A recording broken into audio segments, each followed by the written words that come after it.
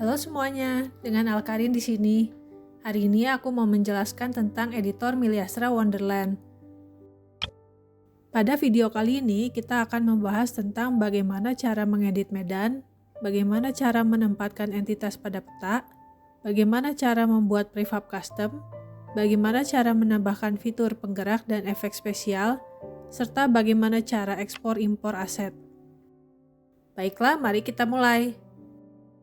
Editor ini terdiri dari 4 bagian utama, dapat kita pilih dari icon di atas ini. Bagian pertama adalah edit medan, utamanya digunakan untuk membuat peta dan konfigurasi lingkungan. Di bawah ada 4 icon, yang pertama untuk membuat kotak sederhana. Kita dapat membuat, menghapus, atau meratakan, dan juga dapat dipilih berapa banyaknya. Alat untuk meratakan ini fungsinya untuk memaksakan suatu area menjadi ketinggian tertentu. Pada contoh ini ketinggiannya 1, jadi dia ada di paling bawah. Icon kedua ini untuk membuat tangga. Kita bisa pilih arah tangganya berdasarkan 4 tanda panah yang ada. Kemudian ada juga tangga melingkar, bisa ke arah kiri atau ke kanan. Kalau mau dihapus bisa pakai alat penghapus tangga. Icon ketiga ini untuk membuat kotak air. Sama seperti barusan, kalau mau hapus airnya, maka harus pakai penghapus untuk air. Icon keempat ini untuk membuat jalan setapak. Nah, kira-kira bentuknya jadi seperti ini. Bagian kedua ini untuk penempatan entitas. Objek seperti tanda panah ini adalah tempat nantinya player akan muncul di stage. Ketika kita menempatkan entitas ini bisa dipindah-pindahkan dengan klik and drag marker bulat yang ada di tengah. Kalau mau geser di salah satu sumbu saja, maka bisa pakai marker arrow. Marker yang berbentuk busur ini untuk memutar di salah satu sumbu tertentu. Marker yang kotak ini untuk zoom berdasarkan salah satu sumbu saja. Nah, kalau mau presisi, bisa juga kita ketik aja parameternya di sini. Di bagian bawah ini ada setting namanya langkah gerakan. Gunanya untuk memaksa si entitas pindahnya persis sebanyak langkah tertentu. Untuk memutar atau zoom juga prinsipnya sama.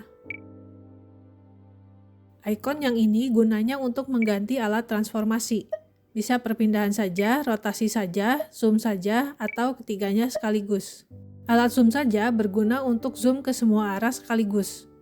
Ada shortcut untuk ganti-ganti alat secara cepat, yaitu dengan tekan tombol spasi. Kemudian ada beberapa pengaturan yang berguna ketika kita memindah-mindahkan entitas. Yang pertama adalah penempatan di tanah. Jika dinyalakan, maka entitas yang digerakkan atau dibuat akan otomatis menempel ke tanah. Yang kedua adalah tempel di permukaan.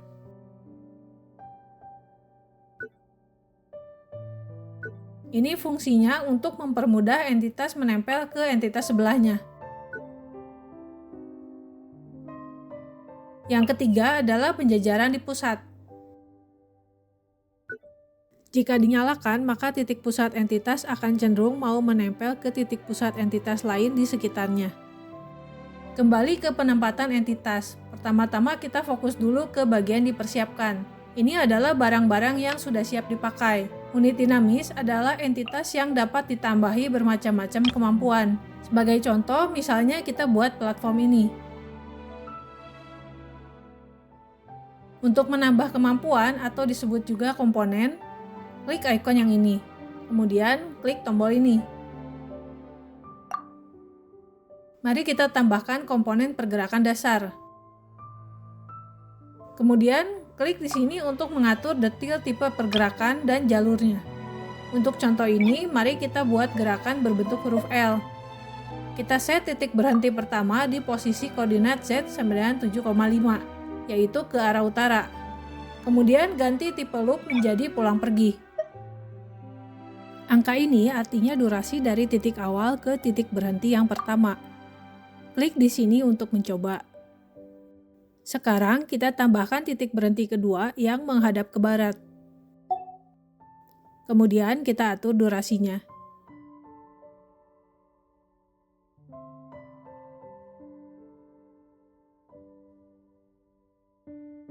Kalau sudah selesai, keluar dari layar ini. Supaya platformnya langsung jalan saat stage mulai, kita nyalakan opsi yang ini. Untuk mencoba stage, klik di sini.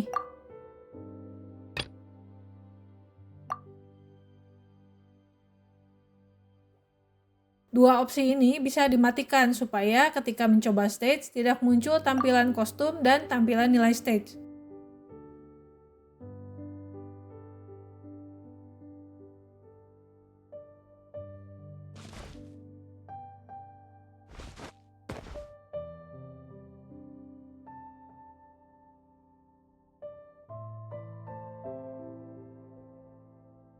Kategori berikutnya adalah unit statis.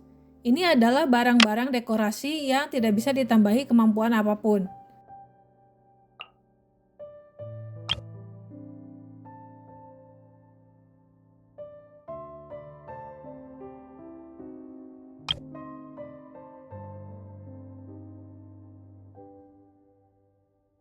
Kategori ketiga adalah ciptaan. Ini yang biasa kita kenal sebagai monster atau musuh di Teyvat. Klik di sini untuk mengganti pengaturan battle. Misalnya kita ingin slime ini tidak menyerang player, maka kita bisa mematikan semua opsi untuk memasuki area pertempuran. Bagian yang ketiga adalah galeri prefab. Di sini kita bisa membuat entitas custom dengan menggabungkan beberapa dekorasi menjadi satu. Pertama, mari kita coba membuat set prefab custom. Ini adalah beberapa entitas yang kita gabungkan ke dalam satu grup. Kita bisa mengcopy objek secara cepat dengan cara menahan tombol Alt lalu pakai alat untuk menggeser. Setelah selesai, pilih semua objek ini, kemudian klik kanan. Kemudian pilih buat set prefab. Isi nama dan kategorinya.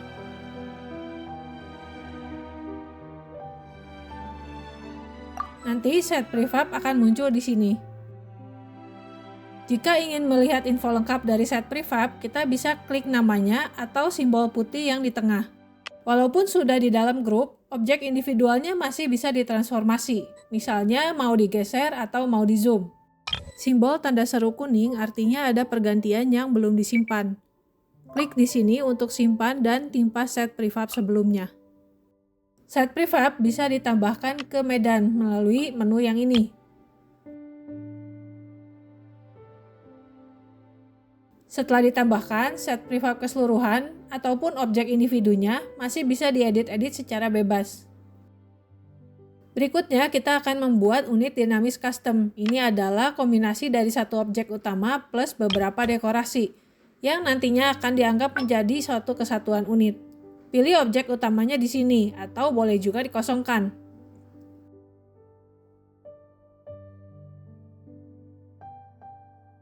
Klik di sini untuk menambahkan dekorasi.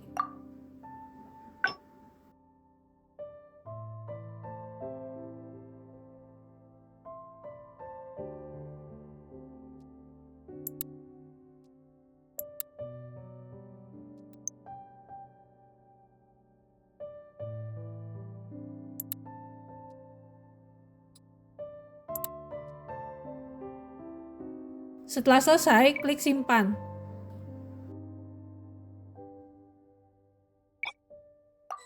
Objek custom dapat diakses dari menu yang ini.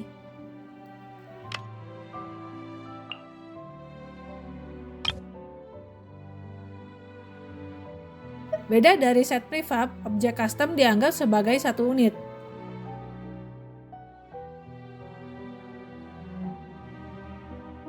Jadi set prefab ini berguna kalau kita mau membuat scene yang serupa tapi ada di beberapa lokasi.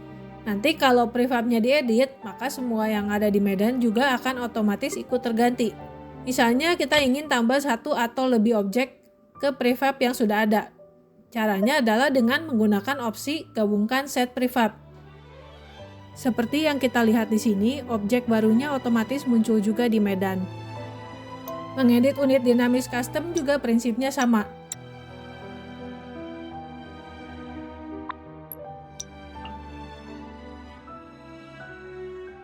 Selanjutnya, kita akan belajar cara menambahkan efek spesial ke objek.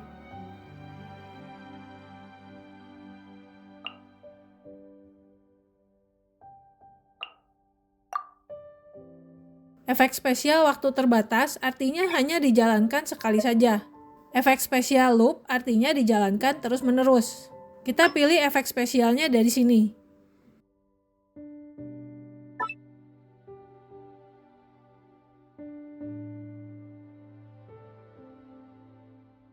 Kita juga bisa menambahkan lebih dari satu efek.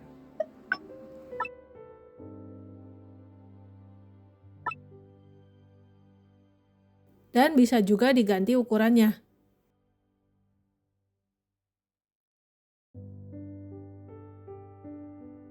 Untuk mencoba kombinasi beberapa efek spesial, klik di sini.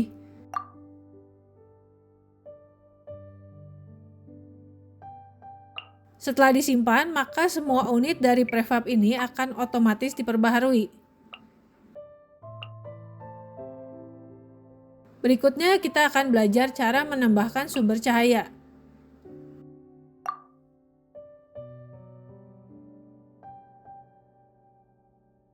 Ketika fungsi ditambahkan, kita sudah langsung dapat satu sumber cahaya. Pengaturannya boleh diganti sesuai dengan kebutuhan.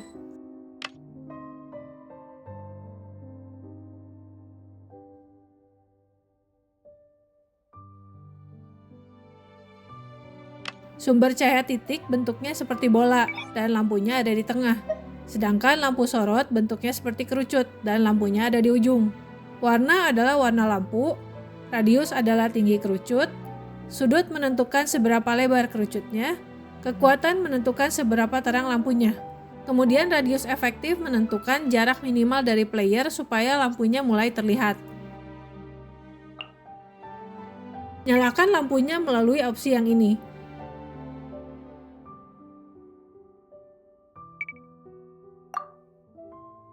Hasilnya bisa terlihat saat mencoba stage. Terakhir, kita akan belajar cara ekspor dan impor aset.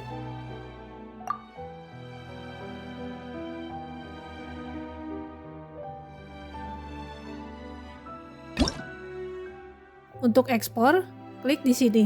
Pilih kategori prefab, kemudian checklist semua aset yang ingin diekspor. Klik ekspor aset dan tentukan nama serta lokasi file penyimpanan.